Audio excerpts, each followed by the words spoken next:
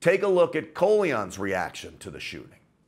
A couple months ago, I did a video called "The Media Love Mass Shootings." And in that video, I described how the media exploits mass shootings for higher ratings and how they've essentially turned it into a business model.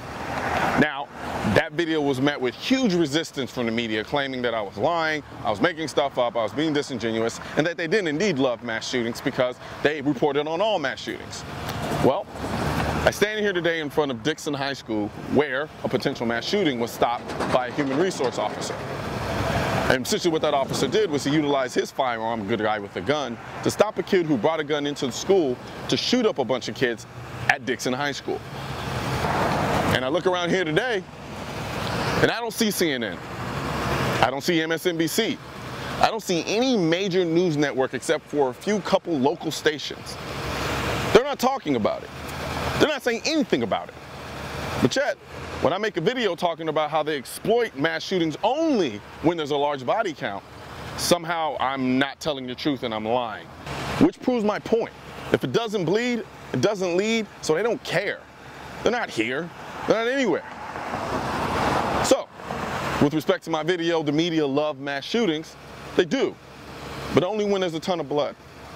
And when they can push a gun control narrative by demonstrating that we need more gun control laws because of this mass tragedy that happened.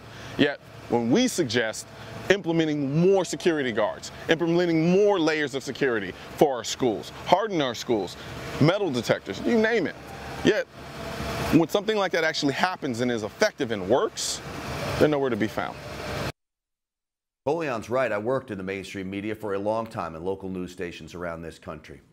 You know what the media calls a good story in newsrooms across this country? When there is tears and there is bloodshed and there is despair. You ask any reporter in any newsroom what they describe those stories as, and you will hear across newsrooms across this country, that's a good story. Why do they call it a good story? It invokes emotion to push their own narrative, usually a narrative being anti-guns. And it also gets ratings, by the way, which is, again, their big goal. Not to report the news, but to play on all of your emotions to push an agenda and profit off of it.